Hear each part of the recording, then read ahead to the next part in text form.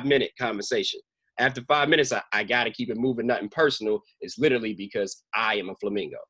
Okay. All right. Now we go to the chameleon. Oh man, the chameleon. I work with tons of coaches, all of you on the call, right? And a lot of coaches and teachers are, their superpower is a chameleon. A chameleon is a team changer, right? These are supporters, very steady, stable, secure. They don't like conflict, easy for them to serve. These are the people they are naturally going to serve and give and nurture, right? They revisit the past very often. So they can go back and learn things from the past and take things from the past and implement those things. Basic needs for a chameleon. They need to feel appreciated. If you have any players that are chameleons, you should be constantly rubbing their back, letting them know it's going to be okay. I'm here for you. You got this. Yes. They need that reassurance, right? And it may be only for 30 seconds, like during practice or before a game or something like that. It could be real quick. But they need to hear that from you. Yep. The strengths are they're very dependable, reserved, orderly. They want a little structure. They want to follow the process, right? And they're actually still a people person. They like to be, they're on the introvert side, but at the same time, they love to be around people. They just like their people, you know what I'm saying? Their friends. Areas for improvement. They like to stay in the comfort zone of life. I know that I have my secondary superpower is a chameleon. And sometimes I could want to just stay where I am, right? I could be like, okay, I've been doing good with this. I'm going to keep this rolling. But at the same time, I feel the need, like, it's like, hey, I need to get better though. Like I need to expand. And sometimes that is outside of your comfort zone. We all know that when we think about just personal development and just growth as an individual, you have to get out of that comfort zone in order for anything productive to happen. So that is our chameleon. And our last animal, right? The fourth animal on the list is the turtle. Only makes it right that the turtle goes last because they have patience and they pay attention to detail, right? The turtle are all competent, cautious, careful, calculating.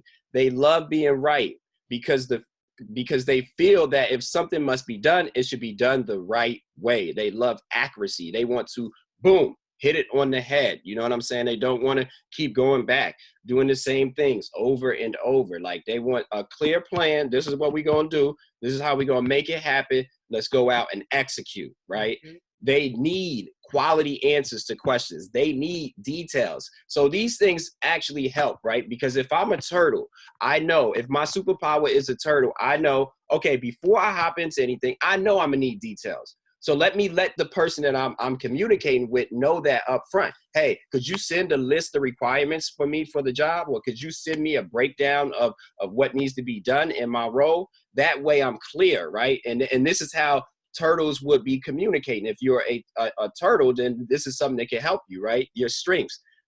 Analytic. They have great ideas, very careful to do things perfect. So if you have anything that needs detail and needs action plans, the turtle is the one that crushes the job, right? Now they can often be a little moody and self-centered. So you want to be aware because you don't want to come down on the turtle because they could go inside the shell. And once they go inside the shell, it's very hard to pull them out, right? So you want to make sure as you communicate with them that you understand that they do want to feel like they are doing something right. So the first thing I wouldn't say is, hey, you're doing this wrong with a turtle, because they're going to go inside the shell. Okay, so that's a brief breakdown of each animal.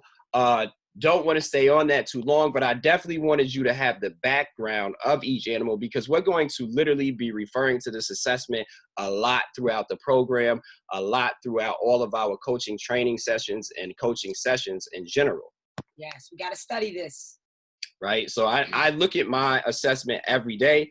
I'm making sure, I'm working inside of my strengths. A couple of things that I've even changed in my own life is I know that sometimes I can procrastinate, right? So what I've been doing is breaking huge tasks down into smaller tasks and assigning those tasks on each day.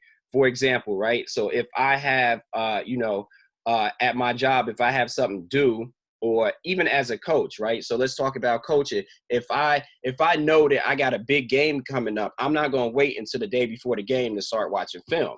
I may put in my calendar, hey, I'm going to watch film on Monday. I'm going to watch a little film on Tuesday, and even get more direct. I'm going to watch offensive sets on Monday. I'm going to watch defensive sets on Tuesday and break it down, because I know that that's something that I struggle with.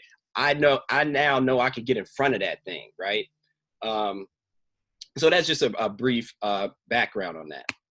Now, this is my actual results to my assessment, right? So when I look at this, now if we're all looking at this page on our assessment, I believe it's like the 4th or 5th page, but you'll be able to see that that bar graph with the different colors on it. So the D is the lion, right? So now the difference in the color in the gray is how you are in your adaptive state.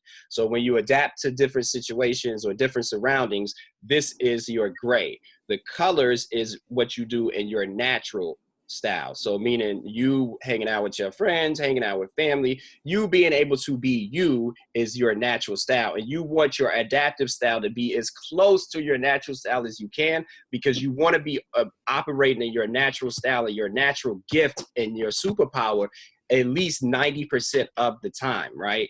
That's going to be able to help you produce the results that you want. Remember, we've seen that at the beginning. That's going to increase your performance, right?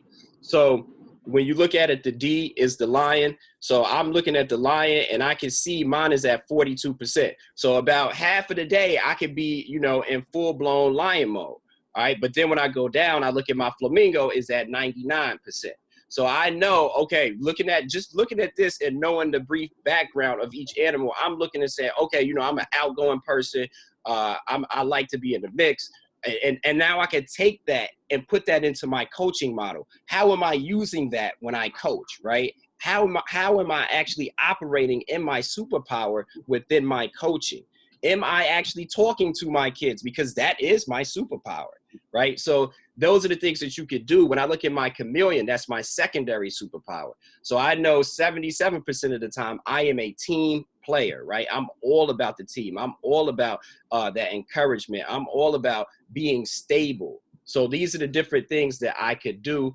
32% is my turtle. So I'm working on my turtle. Don't talk about me. I'm trying to get better with my turtle, right? But 32% is what I could do when it comes to paying attention to detail.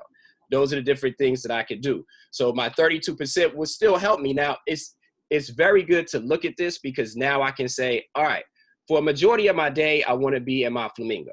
But there are some situations that may cause for my lion. So I can cross in and out of different things, which we're going to break down as we get more into the program. And if you ever want me to do what's called a clarity session with you and sit down and go through your assessment and break down your animals and your superpower and those things, we can set up a clarity session. That's a different fee outside of the coaching group, but we could definitely set that up if we haven't already did that. A lot of us on the call have already done that, but that's what we call the deep dive, right? That's that one-on-one.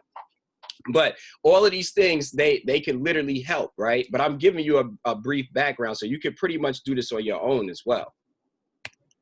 All right, so now we go into